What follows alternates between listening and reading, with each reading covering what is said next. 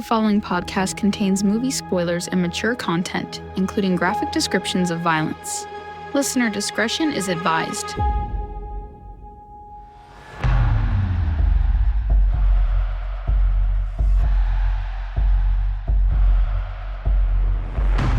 Welcome to Opening Kill, the podcast that dives deep into the chilling world of horror films. Every Thursday, we explore a different movie, from cult classics to modern masterpieces, uncovering behind-the-scenes secrets, analyzing themes, and sharing fun facts about your favorite horror films. Join us as we chat with filmmakers and fellow horror film fans to celebrate the fear in cinema.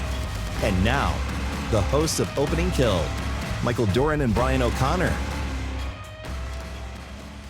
Here we are, another week, another movie, another episode. Number 26. 26. Lucky number 26 for Opening Kill. Is that your birthday number? It is. Okay. Yeah, it's my lucky number. I knew it was coming up, so. Yeah. It's right now. It's happening. It's completely the wrong month, but it's happening. Well, you know what? That's all right. It's all good. It's all good. I am Brian O'Connor. Oh, yeah. Hi, my name is Michael Duran. And this is Opening Kill, the podcast about all things horror. Every week we bring you a movie that we feature and break down for you. We also have movie news. We have our scare preview at the end of the show. And who knows what happens in between all of that stuff. Whole lot of nonsense. That's right. Shenanigans and tomfoolery. Lots of shenanigans. Yeah. Again, we want to thank our friend Josh last week. That was fun having him on the podcast. God, he's a silly banana. He really kind of is, isn't he? He's fun. Definitely. So this week we are doing the 2008 classic found footage film Cloverfield. Mm-hmm. What a great movie. This is one where I remember so much about its release and just how excited I was and just how bonkers the marketing was. Like this one was it's like a core memory for me. Mm-hmm. Yeah, even though I haven't seen it for a long time. So I checked that core memory at the door for a while, but it was nice to revisit it. Yeah, definitely. I hadn't seen it in a very long time either, and was pleasantly surprised to get back into it and fall in love with it all over again. Mm-hmm. So Cloverfield, that is this week's movie, and we'll get into that here in just a moment. Any interesting horror films come across your radar in the past week or so? Yeah, so I watched one that was one of my scare previews a couple weeks ago. It was called The Last Cabin, and it was a found footage slasher movie.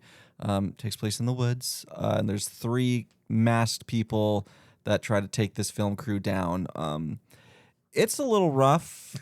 It's not bad. Like in my review on Letterboxd, I was like, it just exists. Right. It's not terrible, it's not good, it's just there. Just and exists. Sometimes that's okay. Yeah. Especially for like such a low budget studio did this thing. You can tell they had a lot of passion for it, so I don't want to like shit on it too much, but it's just one of those instances where it's like you have good things ahead of you. Mm-hmm. You just got to, get there. You got to find the way. Yeah, like I believe in you, sport, but just you're not quite there yet. Sport. So The Last Cabin, that was from this year. I think it's worth a watch. Yeah. Like, support a small studio. You could do a lot worse. Sure. Yeah. And then I did watch this other one that I was actually really excited for. It's called Fear Deep from this year. It's an Australian movie.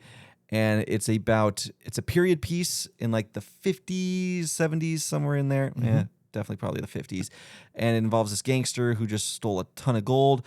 The van crashes into this river, and they hire a team to go in after it. And that team, who was on like the last leg, like they really need this job. Yeah. And they discover that there's a territorial bull shark swimming in the river. And when they try to get near the van, like shit goes awry. So it's really cool. It's a period piece.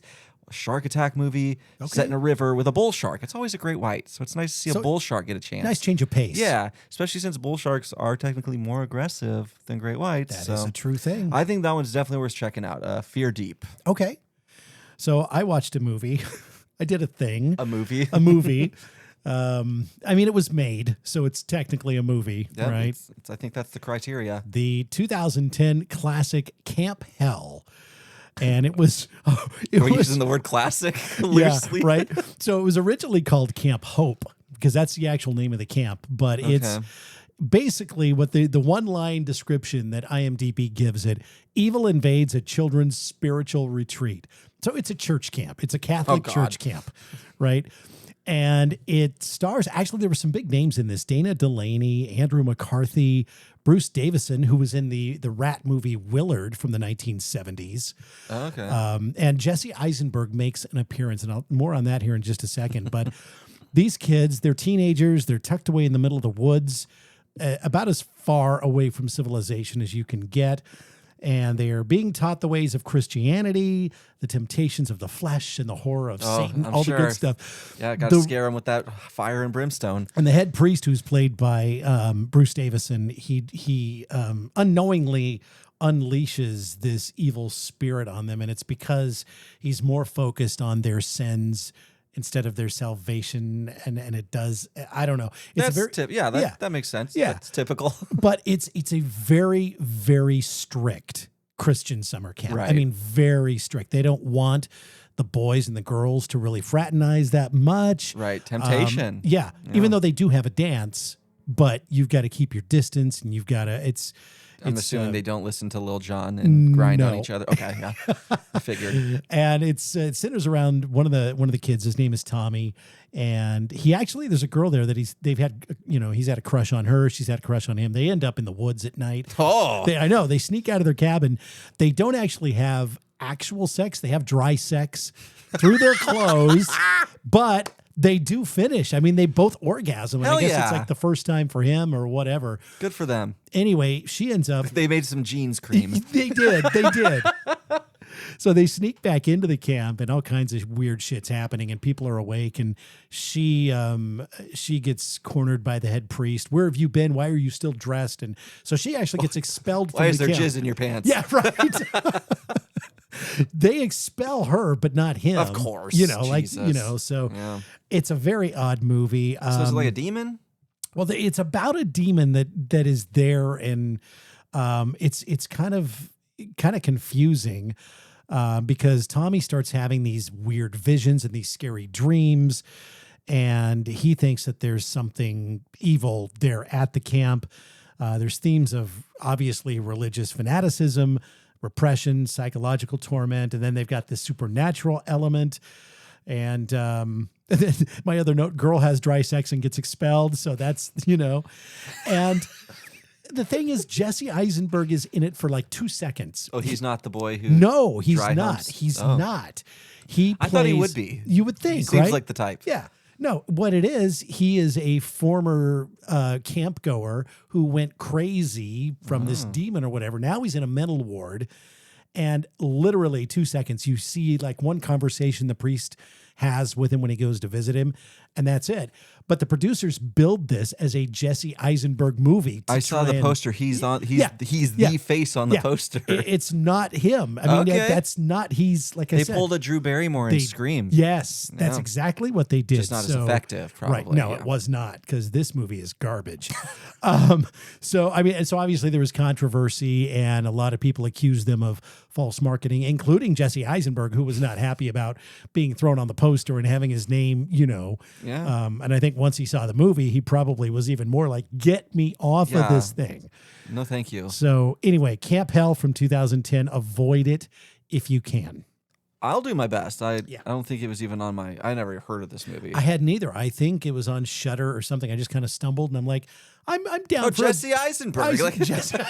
Jesse Eisenberg. Wow. And I'm down for a good, horror camp type thing. Yeah, but 'tis the season. It took very few minutes into this before I realized, oh man. And I'm one of those that can't. But then I do not even if I go to the theater, I won't walk out of a movie. I'll sit through it and give it a chance.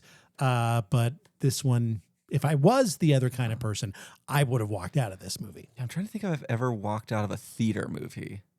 I don't think so. Mm-mm. Yeah. Even at home, if I'm streaming something, I'll finish it.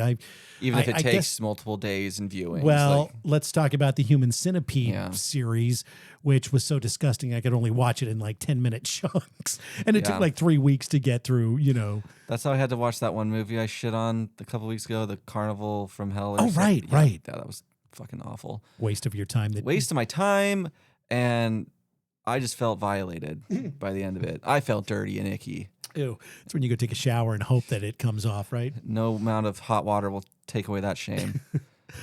Well, in more exciting news, filming for Return of the Living Dead: Trash's Revenge has begun in Los Angeles. Trash? Yeah, Trash. Is that a guy? No, it's a girl. Ooh. The original 85 film is celebrating its 40th anniversary this year, and Dragon Studios actually bringing back a lot of those actors that were in the 1985 film. And they're also bringing in Linnea Quigley, who plays Trash. She was in the original as that character. They're also bringing back dead actors, compliments of CGI, like a lot of films do these days. According to the studio, the film is about a punk rocker who rises from the dead, hungry for fame and flesh. She heads to Hollywood, manipulating a filmmaker to document her comeback. Her notoriety and body count grows, leading to a bloody showdown that will decide her fate. The film will be released December 8th. So I like that. I like that franchise. So it's kind of cool that it's 40 years later. They're still kicking. Yeah, can I tell you a secret? Please do. I've never seen those movies. Really? You should. No. They're fun. Are they zombies? Yeah, they are zombies. Okay. Yeah. There's a lot of those like Land of the Dead. Like there was like so many where it's like all these titles are kind of similar. Sure. So it's like hard to tell what is I belongs to what universe. George Romero's Night of the Living Dead, Right. the original one from the 60s. These are, I mean, obviously just a takeoff and sequel, well, sort of sequels to these, but Gotcha. or to those ones. But yeah. So anyway, yeah, they're fun. Okay. I mean, they're not the best movies, but they're fun to get into. There you go. Speaking of fun, Universal Studios Orlando has a brand new theme park. Yes. It's not just like a land in an existing park. It's a brand new park. And one of the lands in said park, Epic Universe is the name of the park, is Dark Universe. And what this is, it's the Universal old-timey monsters. It's their own land. So you've got like Frankenstein's monster, you've got the werewolf, Dracula. Nice. And one of the rides is a werewolf roller coaster with a cool werewolf animatronic. Then you have this one dark ride with a ton of animatronics from Dracula. You have Frankenstein's monster, the mummy, all these in this chaotic ride, which looks insanely cool. Okay. And some of the cool like eateries. There's this. So the old Frankenstein tale. There's a what is that? Pinwheel? Not a pinwheel. What's on the logo for Dutch Bros? Oh, the windmill. Windmill. Yeah, windmill. There's a giant windmill that gets set on fire in that story. Okay. And the restaurant is themed to Frankenstein's monster, and the windmill is on fire. Oh my gosh. And it's just kind of going, and it looks super cool. You can meet all the monsters. Okay. They're walking around as characters, so like Bride of Frankenstein, the Invisible Man, all those old school guys are there. Epic Universe just opened on the 22nd, and my wife and I used to live in Florida, and we were pass holders to both Disney World and Universal Studios. Mm-hmm. And this is just making me like want to go really badly. I think we need to hit them up and tell them Opening Kill would like to yeah. come and do an episode. We want to come from to there. town. Yeah. And Yeah, we want to do our broadcast from there. yeah, so roll out the red carpet. Yeah, Some exactly. celebrities are coming through. We'll fly from Oregon We all will. the way we'll there. do whatever. Like Yeah. as long as you just let us be there. Just let us. We'll even pay. If, I mean, yeah, we'll even pay. I mean, even if we have to sit outside the main gate, I mean, we'll do that too. So- Whatever it takes. Well, let's get into Cloverfield, 2008. Just the facts. Written by Drew Goddard, directed by Matt Reeves, produced by J.J. Abrams. It stars Lizzie Kaplan, Jessica Lucas, T.J. Miller, Michael Stahl-David, Mike Vogel, and Odette Eustman. It was released January 18th, 2008. This thing did big business, $172 million on a budget of $25 to $30 million. They started filming June 26th, 2007, wrapped on August 8th. It was shot in New York and surrounding areas, and Los Angeles, California, and surrounding areas as well. It's a found footage sci-fi horror film which follows a group of friends in New York City trying to survive a massive monster attack. As the creature wreaks havoc across the city, the story unfolds through the lens of a handheld camera capturing the chaos, destruction, and personal struggles in real time. So, if you are sensitive to camera shake, this is not the movie for you. Yeah. This is worse than Blair Witch. Blair Witch, I remember Blair Witch when it came out, and people were getting sick in the theaters, and people were, it was something new that really hadn't been done Right. to that extent. Then this, I think, takes it a step further. There's more going on. And I do want to mention before we get into this, the kills are very hard to track in this because there are places in this film, parts in this film where many, many, many people die at once. It's hard to see them because of the camera movements. Even if you pause it, it's very blurry because of the camera shake. Well, yeah, it's a disaster. Yeah. It's a disaster movie. Absolutely. And so when a bridge collapses, Right. like good luck counting that. Like it's just You can't do that. And at the very end, spoiler alert, when they drop a nuclear bomb on Manhattan. Yeah. I did see a website.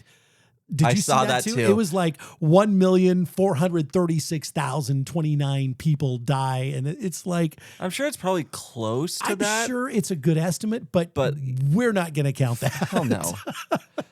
We would be here for the next month trying to sort through. And so we're just going to count the ones that we could actually see. Now, And this isn't an exact science. Not at all. It varies week to week. It really does. This movie is not like a Friday the 13th or a Halloween where the kills are very deliberate, Right. obvious, and singular.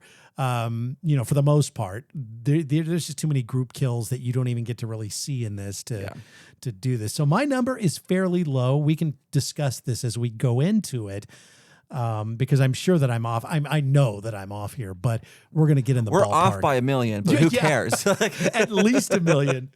At least 1 million. So it starts out, a very cool disclaimer comes up at the very beginning of the film. It's a Department of Defense, DOD disclaimer, and it's a title card that states that the following footage was recovered in an area formerly known as Central Park, which I thought was great. Case designated Cloverfield. Yep. Exactly. And the movie actually starts with a couple, Rob.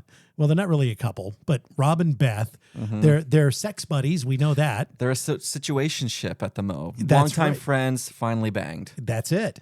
And so he's got a camera and he goes in as she's sleeping. So and creepy. Very creepy. And she wakes up and she's like, "What are you doing?" And so they're going to spend a romantic morning going out into the city. She's never been to Coney Island, and he can't believe that she's never been to Coney he's Island. like, my flappers are gasted. Yeah, that's right. So that's where they do. And then this is the original footage from this camera that will eventually get taped over by later events in the film. So it gets, the current events, the chaos is taped over this day. Yep. And there are little moments where it comes through again. So it's kind of cool, the whole setup with it. it is. It really is. And so you're seeing a couple of different things. And so there's gaps when they start filming the night that all of this happens. And so you see little clips of Beth and Rob together, on the train, going to the park, all this stuff. I thought it was very cleverly done. Yeah. And it looks great. Yeah. So No, it's a very competently made movie because for me, found footage has never been one of my favorites. But I'm like, this is how you do it. I like this better than Blair Witch. Oh, I do too. Oh, yeah. Oh, And I like it way more. I love Blair Witch, but this one actually I like better. I think this is my favorite found footage movie. I would agree. Yeah. Yeah, I think so. And then we jump a few days later, about almost a week later, and we now are at Rob's surprise going away party because he's got a fancy big boy job in Tokyo. Yeah, Japan. He's going to go to Japan. So all of his friends are throwing this big party for him. And was it his brother that was supposed to do the video interviews with all of the friends? So his brother was supposed to do it. He hands it off to HUD, played by TJ Miller. It's actually TJ Miller's first movie. Yeah. And HUD takes this so seriously. Like, he's never been more proud to do something. But he originally was a little nonchalant about doing he's like, it. well, I can't, man. I'm hanging this sign. My night is booked. I have an important job. Yeah, come on now. Yeah. So, HUD gets the camera and he starts enjoying it after he gets into it. So what he's doing is he's getting testimonials from people and kind of them just being like, hey, Rob, love you, bro. Have fun in Japan, blah, blah, blah, proud of you. Yep. And so he's going around doing those. So his crush, who is named Lizzie. Yes. And she shows up, and he's just like so weird with her. He's like, "Oh, hey, it's good to see you." She's like, "Who the fuck are you?" Yeah. He's like, "It's Hud." She's like, "Oh, yeah, I totally didn't recognize you because you're behind a camera." Yep. Oh, golly, there you are. It's so nice to see you. And there's just moments where he's like creeping on her with the camera, like he zooms in. What a silly goose. He really was. Yeah. I mean, obviously he was nervous to be around this girl. Totally. And that would explain it, but yeah. She starred in Mean Girls. I understand being nervous around her. We also, at this party, meet the rest of the main characters that we're going to spend some time with, including Lily, who is Rob's brother Jason's girlfriend. Lily is played by Jessica Lucas. We meet Marlena, who is the girl that Hud likes, that he's into. And yeah, her name's not Lizzie. She's played by Lizzie Kaplan. Yeah, That's Lizzie right, Kaplan.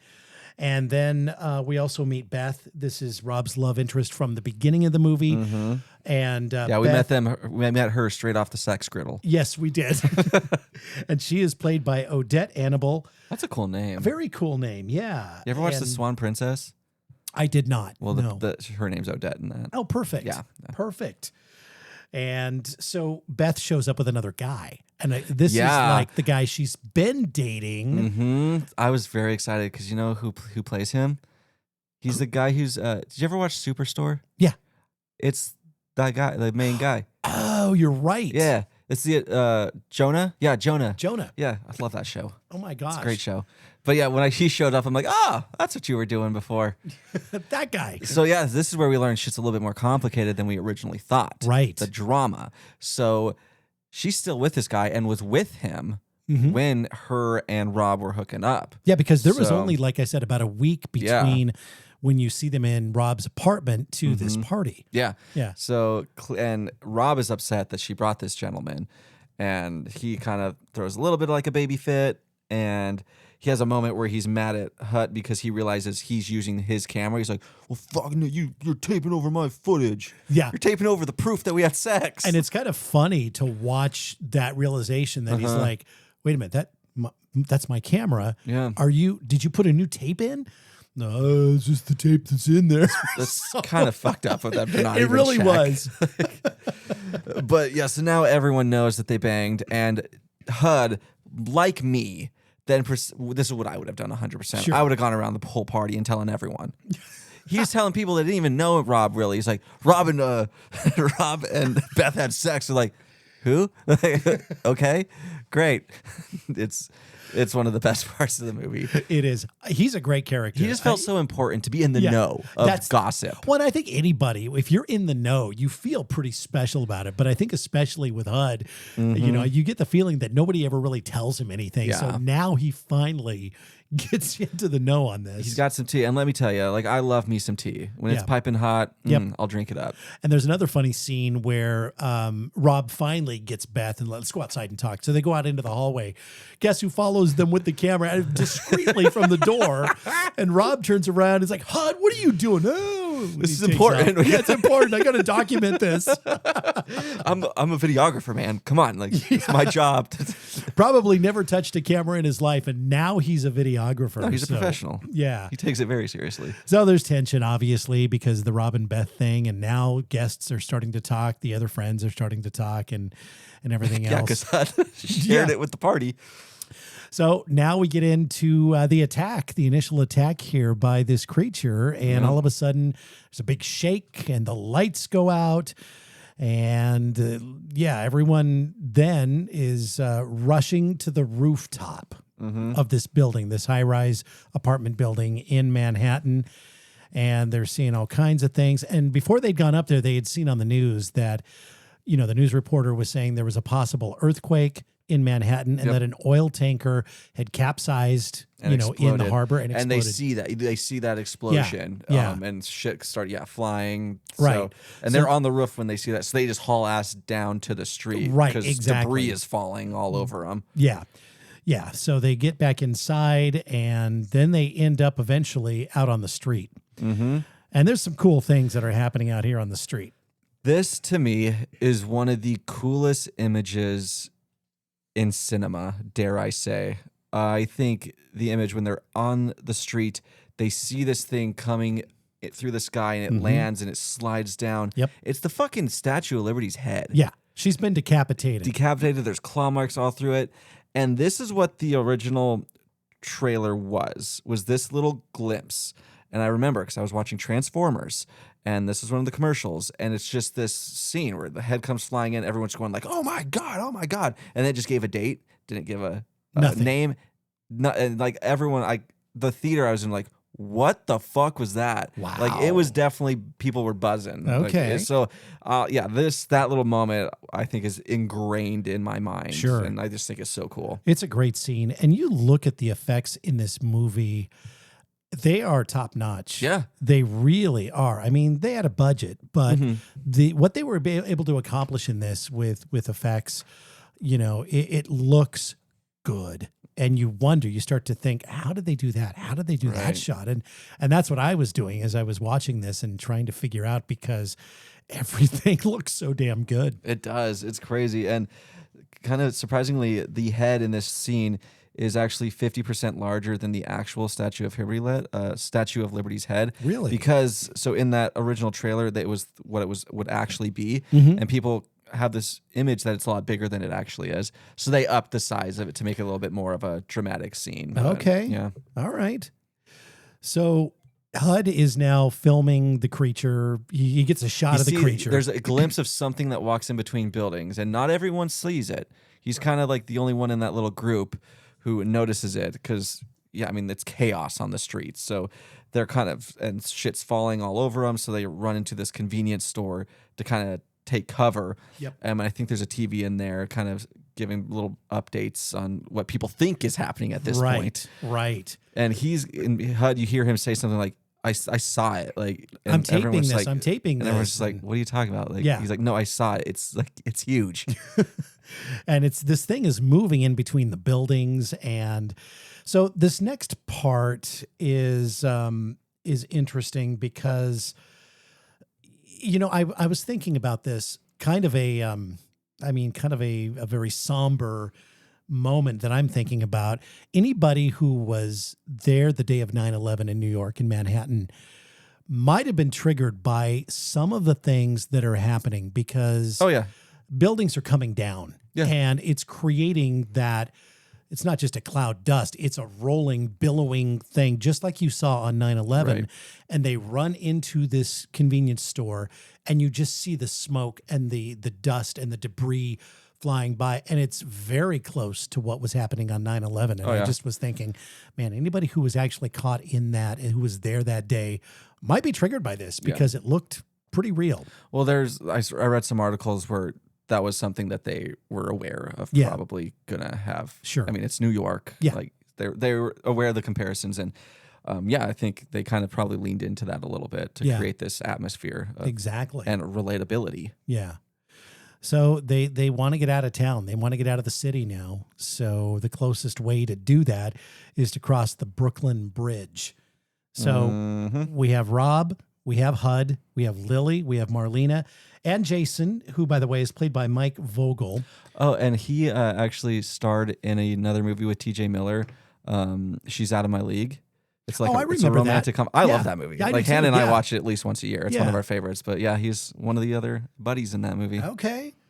So they're going across the bridge, and it's chaos, and they kind of get separated a little bit, and Jason gets ahead of them, and he gets up onto this, I think it's like a light post or something. Trying to just like wave him down, like, hey, like I'm over here. Yeah, and they're screaming at him, look out, and he's like, you can't hear shit. No, you can't hear anything. And he's like, what do you mean, look out?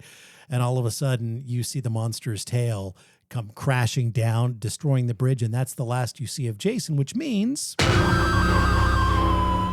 opening kill.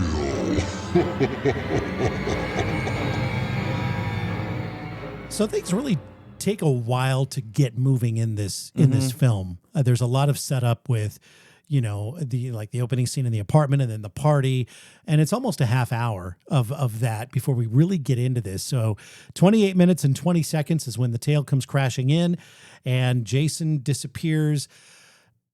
I'm sure many, many others disappeared too. We just don't see it. Yeah. The camera is shaking so much, panning so much. you can't see it. And yeah, because there's a lot of people on that bridge. There are a ton. It's just, we're going to just count Jason. Yeah, we're just going to count the one here. Everybody turns around and starts obviously running the other way because the bridge is gone and it's still collapsing as they're going.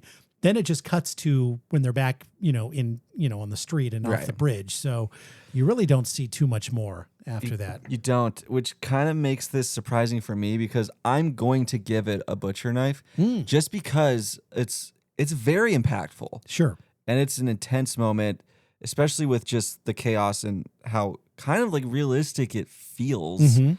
So and it's emotional. It's his brother.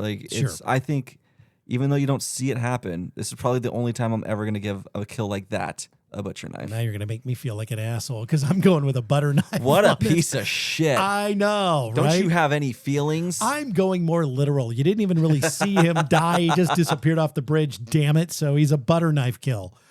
That's all I got to say about it. We don't disagree too much on the butcher knife, butter knife, but on that one, it's rare. We did. Yeah. So anyway, Jason's out of the picture. He's gone. So they're now mourning for him, but they really don't have a lot of time to mourn because this monster is just going batshit crazy and destroying buildings and destroying life and going through all of this. Rob ends up getting a message from Beth saying that she is trapped in her Midtown apartment and can't get out. And, it's amazing she's even still alive because these buildings are just going down like dominoes. And despite the friend's objections, Rob decides it's time to go rescue her. And, they all decide to go with him, even though he tells them to stay. It's insane. Like, it really is. I don't understand doing this. I really don't. Like, because it's not just you. Yeah. You have friends now tagging along with you. You're kind of responsible for their lives too. I just think it's irresponsible. Well, just get the fuck out of Dodge. Well, that's just it. I mean, they're running pretty much towards where the monster is. Yeah. They got to go downtown to. We're learning more about it too because there's always like these news reports happening, and that monster has little smaller monsters. That are falling off of him. And we will lovingly refer to them as parasites. I mean, they're kind of like little lice. They are. Yeah, they're just kind of dripping off of him. And there's a scene where... There's babies. Well, at this point, the military has moved in. Yeah, and they're like, what the fuck is going on? Exactly. So the next thing we see is a civilian running away as these things are dropping, and the thing just pounces on him, which gives us kill number 2. Man killed by a parasite and just devours him. It's like the ugly stepsister. Remember the parasite in that? Yes. Oh, God. That tapeworm. That was pretty nasty. Yum. They did all that. Jeez. So they're going to go rescue Beth from her apartment complex, her apartment building, which, again, is another high-rise. I mean, you're downtown. You're Manhattan. Everything's high-rise here. So they start moving in that direction, and he realizes that his battery in his phone is dead, and there is massive looting going on in all the stores here. So he sees an electronics store, runs in, grabs a battery for his phone, just happened to find the right one. Good for him. Which is kind of funny. You look at this and you have to realize this was 2008. Everybody has a flip phone, like a Razor or something that we all used to have. And I feel like back then all the phones had the same cord. Yeah. Like there wasn't really different ones for different brands. No. It's just like, this is a cell phone cord. That's right. Now there's like a billion of them. You got to get the right one. So he goes in, gets a battery, and then he's got his phone back up again. And they end up getting away a little bit. They go down into the subway tunnels. Well, they're chased down into the subway tunnels because they encounter the monster. Yeah. And this is where you get your first really good look at its face. Like it's roaring and the military are fucking shooting at it. It's chaos. They've got everything. They are shooting surface to air missiles. They've got bazookas, tanks. Yep. They brought in everything. And so they're kind of forced into the tunnels because there's explosions going around. So they guys run down there, and it's funny because Rob's kind of like, we have to get to the thing, and just like, did you not see the sky just caught fire? Exactly. I know. Shit is still flying everywhere. Yeah, I mean, this is like, there was a video game. I can't remember what the name of it was, but you got to play a monster and you got to go through a major city and just. Was it Rampage? Yes, Rampage. With like the gorilla, like the alligator. Something. They made a movie with The Rock for Rampage. Did they really? I haven't seen it, but It was the most fun game Oh, it because was you a got to blast. just destroy everything. I Yeah. loved it. Yeah, that was That's fun. what this reminded me of. Yeah. And I couldn't think. That's right. I couldn't think of the name of it. Yeah. So they're down in the subway tunnels, and they're just kind of mulling about, trying to figure out what to do next. And they start looking at the subway route map and realize they can get from point A to point B, but they got to walk through these underground tunnels. And the subways aren't running, so Nope. they're like, it should be fine. Should be fine, but not really. No. So they get down into the tunnels and they are attacked by these little parasites. And it's actually very cool how they do this because it really is dark. Yeah. And they got their camera, but you can't see anything. But you can hear sounds, and then there's rats that go running by. And I can't remember which girl was like, "This is disgusting." or Yeah, it's everything. Marlene. She's like, ew, and they're all running one way. They're like, Yeah. oh, it's almost as if they're running away from something. Right. And that's when they hear the little like little So clickies, they turn the night vision feature on the camera, and everything just lights up. and they're on the fucking ceiling. they're on the ceiling coming and at them. And HUD's just like, it's time to run. It's time to run right Yeah. now. Run. Run, which is interesting that you can Get to even, the chopper. well, and it's just totally pitch black. Oh, yeah. You've got subway tracks and all kinds of other things. You got to, I mean, I'd have tripped and died. I would immediately. have, I wouldn't have gotten more than a few feet, honestly. So they start running, and I mean, these things are fast, and they end up catching up to them. And Marlena is bitten by this thing, and there are two of these parasites that die in the tunnels because one of them is beaten by this lead pipe stick Yeah. or whatever it is, knocked the shit out of it. The crew just, they took out two of them. Yep. Another one gets kicked really hard and kicked again. And And is curb stomped. yep. So kills 3 and 4 are actually parasites. So Marlena appears to be okay. She's got So they this get away. gnarly- They get away into like, I Yeah. guess the side. I don't know. I'm not They familiar with exit the out of the subway. tunnel. Well, Yeah. not yet because they're in that little room because they shut the. Oh, that's right. They shut Yeah. them, and they're in the Mountain Dew room. Right. Um, right. So I guess they sponsored them. They're like, okay, we'll give you some money, but you got to have them go into a room with just Mountain Dew in it. Right. And this is where they're kind of like looking over her wound, and it looks It's fucking gnarly. gross. Yeah, no, it's a Oof. big. Like these things have giant teeth. So No, she was ripped open. Her back of her shoulder was ripped wide open in a couple of places. So that looked really good too, though. I mean, Oh, as it far did. as the all of that goes. So yeah, they because I don't even think they do escape. They're in an underground mall. yeah, So they escape to the mall, and that is where they're then found by a group of soldiers. who have turned this department store into a military field hospital. Yes. Yeah. And they don't. I mean, they don't even know what's going on. They're like, "What is it?" They're like, "We don't fucking know what this thing is." Yeah, It's exactly. winning. Like they Yeah. do say that. Yeah, they do say that. That was a funny line. Yeah. Like And whatever it is, it's winning. Yeah, it was this big soldier, and he's leading him into the the main area, and he's like, "It's winning." So Marlena all of a sudden starts bleeding from her eyes. Yes. Guys, it feels so good. It's like So- me whenever I have a tiny stomach ache. Right? I'm like, oh. Well, it's you a lot of the time. do You whine. whine so fucking much. My God, I wish people could see that more. You're actually well behaved on the podcast. I As know. soon as we turn the mics off, you've got something to whine about. I'm a diva. You are What a can I diva. say? I don't know how Hannah tolerates it. She But, doesn't. Oh, okay. Well, that would explain it. She gets me out of the house to do this podcast. the That's how she podcast. deals with it. No wonder she's always excited when it's time to record. Yeah, she's like, don't you have like softball this week too? So- No, my leg hurts. So the soldiers start freaking out. All of the medical personnel start freaking out. Oh, there because- was the one soldier, Oh, yeah. Well, yeah. There was a soldier that gets wheeled by. and his guts are ripped out. Yeah. And that's an off-screen kill. And HUD so- has this it's kind of cute moment where he's like, "Ugh, don't look at that." Ew. right after that, they wheel a parasite by. Yeah, that so they got killed. one of those to test. So that was kill number 6. Again, an unknown kill off screen. So yeah, Marlena, they drag her out they want to quarantine everybody now. yeah, because they shout. So they know something happens to Yes. people when they get bit because she's like, we got to bite. Yeah, And so they yeah. take her behind this like tarp curtain. It's like a clear curtain Yeah. type thing. Yeah. Yeah, and what? She explodes. Fucking explodes. And you just get this blood splat on the thing. I was like, I remember when that happened in theater. So I was like, whoa, shit. And Marlena is kill number 7. Yeah. So pretty intense.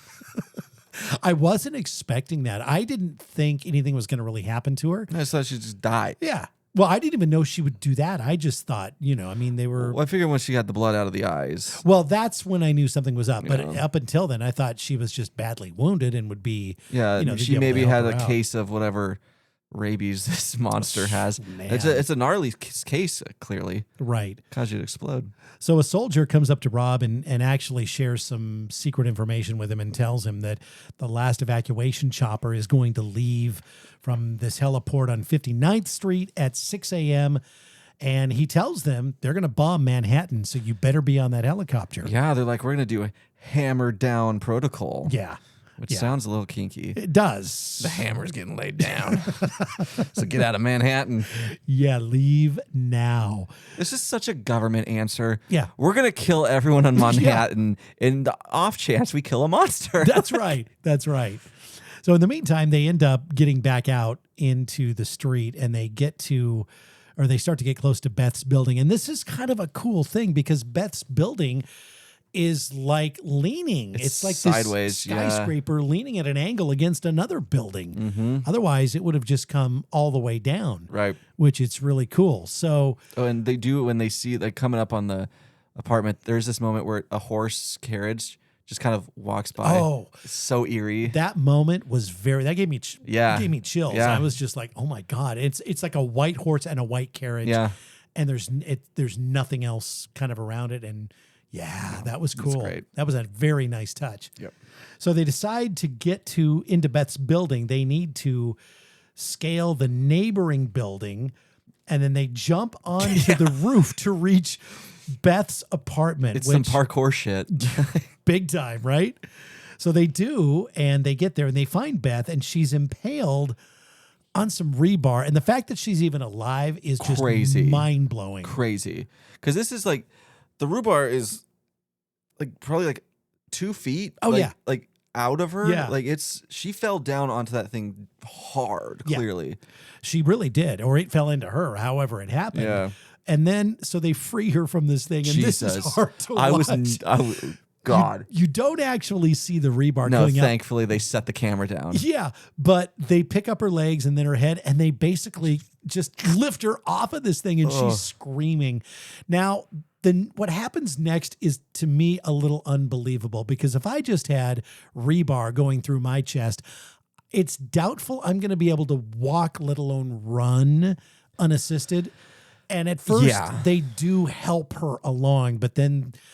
Now, I think, yes, I agree, but I think this helps because they look out their window, and they see the monster going ham, and I think it's Beth that says, "What the hell is that?" Yeah, because it's just this giant ass monster. She's been rebarred and hasn't seen any of this. She doesn't know what's shit. happening. Yeah, and they're like, "Oh, it's just something new that's happening. Something we've been dealing with all night. It's not a big deal. Go back to sleep."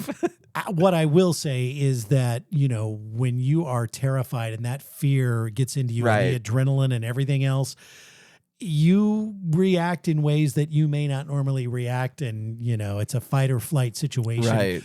I get that. I just thought that the wound and the injury that she sustained, first of all, I don't think she should have, survived it. No, I don't think she should have survived it. She definitely, at least minimum, should have put some rubbing alcohol on it, closed that wound. Put put something on it. Something to close it up. Yeah. No, but they're just like, you're good to go, right? All right, let's get the fuck out of here. Yeah. So they're on their way to the heliport now. And Rob, Beth, and HUD are loaded into a chopper. Lily gets onto another chopper. She's on the first one. Yeah. So Lily gets on the first one, and they're just like, wait for us. Yeah. She takes off. Yeah. And so, they get on the second one.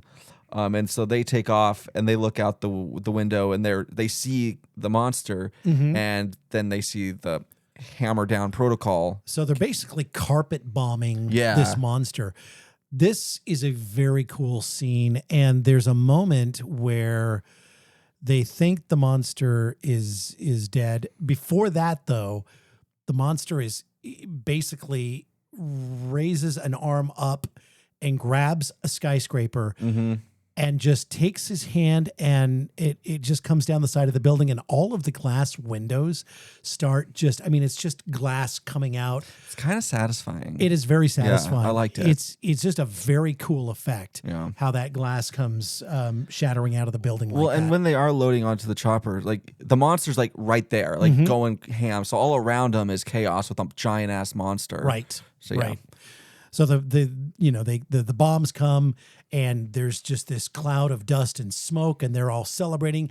Yeah, we got him. Got him. Well, for whatever reason, this helicopter pilot went lower, had to have.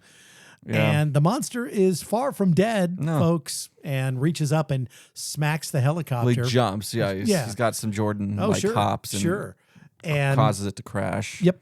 And so we get to our well, we did miss a kill. I apologize. There's another parasite that gets axed in Beth's building. Oh, yeah. I forgot about that one. So that is kill number 8. Well, and then there's this random soldier who gets stepped on by the monster. That was pretty cool. That was cool too. Yeah, that was number 9. He just got out of a tank, and then he just gets know. stepped on. Like, maybe he should have stayed in there. Yeah. And I'm sure there were more people in the tank, but we didn't see them. It's just the one that gets crushed. Yeah. So that was on their way to the heliport when that happened. So now we lose the helicopter pilot because the helicopter crashes. It really doesn't show how many other soldiers were in there. So we just see the one pilot that is dead as this thing crashes. And we're getting close to the end here because we're going to start running now. So yeah, the helicopter crashes right into Central Park. And the official, so like, yeah, that was just like a carpet bombing, I guess, what they did with the creature, because hammer down protocol is still going to happen, right? And they're kind of learning it's going to be 15 minutes before that happens, so they're trying to like get back on their feet and get out of Dodge when HUD realizes, oh, I dropped the camera, so he goes back to pick it up, and that's when the monster is just right there, and you get like a very clear up on him kind of look at it, and he the monster looks at him like he's a little like. Kind of like a little piece of food. Yeah. He's like, oh, what are you? Yeah. Kind of, he kills them. He does. In a cute way. Oh, he does. Like, in a cute way. It's very charming. It is. And the amazing thing is, I mean, I can't even believe that HUD was able to hang on to the camera through most of this movie, right? No, yeah. He like I said, the man was committed to the job. He really was. So HUD becomes kill number 11. Rob and Beth take off, and they grab the camera first. They do grab the camera again. That camera, man, we gotta make sure. So there was. I forgot to talk about this one scene with HUD, because they ask him even like, "Why are you filming this?" And he's like, "People are gonna want to see this." And that, I don't know why that moment kind of really stuck with me, especially since we have like social media, and whenever there is like atrocious, horrible things happening in the world, there are those people now on the ground filming it, and we see it, and we want to see it. Like you want to see what the people are going through. So like I just thought that moment really resounded like today, even more so than probably back then. I think, well, if you look at that time too, social media was in its infancy. Facebook, it was there, but it wasn't what it is now, obviously. I think it was still MySpace was probably something that was, we were still ranking our friends, which was so much fun. Oh, I know, right? God, whenever a friend acted up, you could boot them off the top 5. Yeah. Phone cameras were nothing like what you could do now, obviously. So yeah, I guess when you have an actual camera, you're going to want to film all of this. So Rob and Beth are our 2 survivors. Lily, we never hear from again. I assume she made it out. Yeah, I would think that the helicopter she was in didn't crash. We didn't hear anything different. So Rob and Beth are hiding under a bridge. And after what happened to Jason on the first bridge, I'd go nowhere near a bridge either. Yeah. I mean, this is a small little park bridge or whatever. It's but not but still. And they confess their love, their feelings to each other. Like, oh, we're soulmates. And Rob is speaking directly to the camera, and that's when he's giving that Blair Witch moment. Yeah. I'm so afraid. Snot dripping out of his nose, that kind of stuff. And this is when the nuclear bomb comes in. And so Rob and Beth die in this, and those are kills 12 and 13, final kills of this. Some people also, say that the creature died, but we know better. And we're no fools. We're no fools. And We'll give you confirmation here in a second. We'll talk about that. The footage, though, it cuts back to their day at Coney Island. Yep. And there is a little moment where, because they're on like a Ferris wheel, Mm-hmm. and they kind of look out towards the ocean. Something does fall out of the sky and land in the ocean. We'll go more into that in a little bit as well. But before the camera cuts, they kind of are just like talking about the day. Rob asks her how it was, and she states, "I had a good day." And then that was J.J. roll. Abrams' suggestion, Mm-hmm. that line. Yeah, I think it's a good line. I think it's a great line. Yeah. That's a great way to end this. Yeah. Because they didn't end up having a great day. No, they sure in a little didn't bit on that day.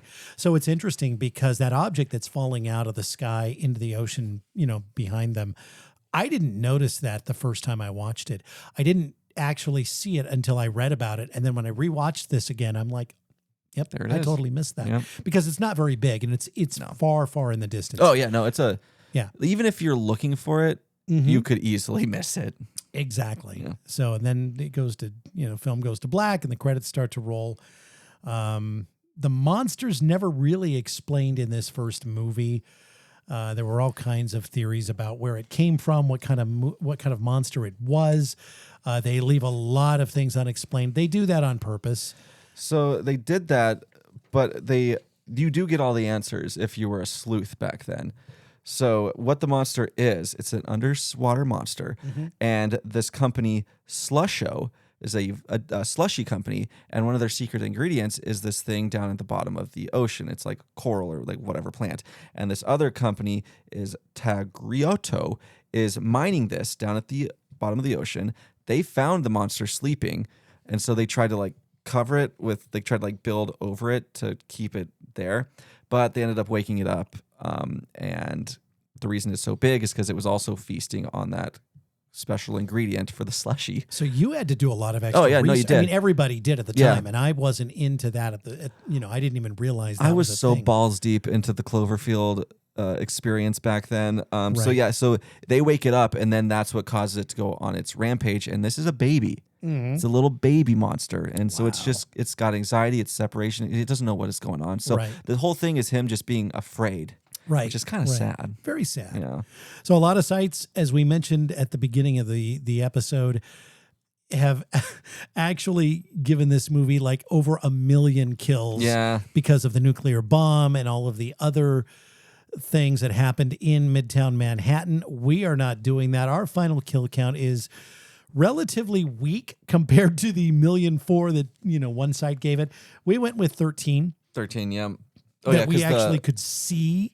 with the monster, some have it listed as monster, but at the very, very end, after the credits, Yes. there's a transmission that says "help us," but when you play that backwards, it says it's still alive. Right.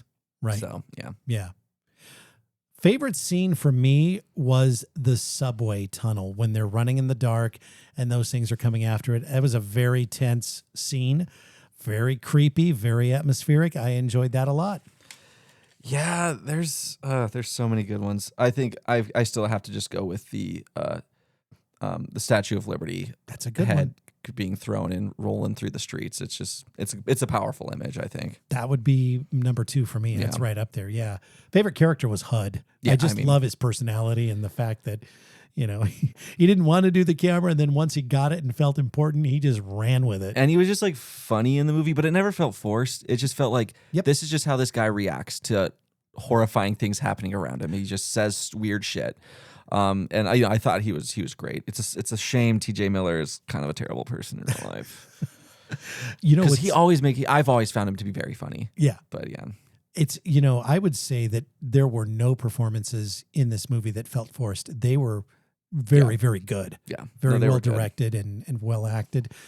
Favorite kill was Marlena when she explodes in the military field hospital. Yeah, that's got to be mine too. Yeah. And as far as the star grade, I give it 4.5. Yeah, I gave it 4. Yeah. I could probably give it 4.5, but yeah, it's right there. Yep, definitely. And that is it for Cloverfield, a great movie from 2008. And I highly recommend this. It is my favorite found footage film. Yep. I mean, Blair Witch is still going to be very special for me. I loved that movie, but and it's still solid and it was groundbreaking. But this one, man, took it to a whole new level for sure. Totally agree. Yeah. Hey, make sure you check out our friend Courtney and Jaunty Hunts, her podcast all about the supernatural. Courtney is a self-proclaimed seer who, after 30 years of keeping it on the down low, is finally sharing her secret with the world. She sees ghosties. Ooh, ghosties and ghoulies. Yes. Yeah, each episode she's going to dive into tons of different encounters, just has some cool stories that she sometimes just tells about like creatures and lore. Just a really cool, informative show. Yeah. And she has like lots of guests on who share their own experiences. It's spooky, funny, and surprisingly relatable. So when is your wife Hannah going to be on? I think it's the next couple weeks. Okay. Somewhere in there. Yeah. Okay. Yeah. She drops new episodes on Mondays, and check them out. Whether you're a skeptic or a believer, you're going to find something to love about this podcast. It's very entertaining. You can listen to Jaunty Hans wherever you get your podcasts. You won't want to miss it. All right. It is scare preview time. Some new movies coming out. What is yours this week, Michael? So mine is Garden of Eden. They just released the trailer for it, and this thing looks fucking insane. What's it about? No clue, but it looks banana. I've been kind of liking the trailers lately. They haven't been giving me, like, at the end of the trailer, I don't know what the whole plot's gonna be. So I think movies have finally learned their lesson with that. Don't give it all away in the trailer. Don't do it. But like the imagery with like the poster and within the trailer is just insane. This one comes out next month.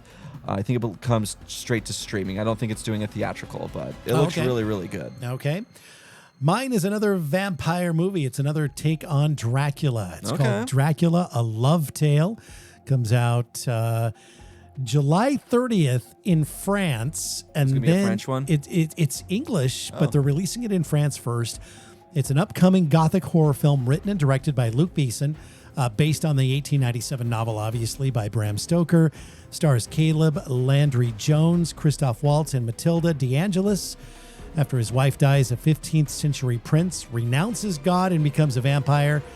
Centuries later, in the 19th century London, he sees a woman resembling his late wife and pursues her, sealing his own fate. So this looks very interesting. There's not a lot on it right now, but again, coming out later this summer, and not sure when it will be out in the States, but hopefully not too long after that. Nice. I love the Dracula story. I don't care how many times it's been done. Yeah, I don't either. Yeah. I don't either. I'll always watch it. Yep, same. Well, thank you for listening to episode 26 of Opening Kill. Coming up next week, we are going to wrap up the Halloween reboot trilogy. Right. With Halloween Ends, which left a lot of Halloween fans totally unsatisfied. So we'll break it down for you. I'm about to shit on a movie, Brian. You know, it doesn't happen very often, but when it does. Oh, my God. When it does. I've got thoughts. I know. I do as well. So we'll share them. We will share them. Tune in for that. Halloween Ends. I mean, again, one of my favorite franchises, but they kind of got off the rails a little bit. And I was hoping for more. But anyway, we'll do that next week. Make sure you subscribe to us and like us. You can listen to us, obviously, wherever you listen to podcasts. Yeah. YouTube. We're on YouTube now. YouTube, iHeartRadio, like all of Audible. We're even on Audible. So check us out wherever. Nice. And you can always email us with a suggestion. Maybe there's a certain movie you want to do, or you want us to do. We'll love to hear from you. Yes, shoot us an email, openingkillpod@gmail.com. And tell all of your friends and family about us. I want to thank all of our new listeners who joined us over the past week. Our audience continues to grow, and we definitely appreciate that. Yeah, thank you. All right, we will talk to you next week with Halloween Ends. The Opening Kill podcast is hosted by Michael Duran and Brian O'Connor. It's produced by Mystic Cloud Productions. Thanks for listening. And don't forget to subscribe to us on Apple Podcasts, Spotify, or anywhere you listen to your favorite podcasts. Follow us on Facebook and Instagram too.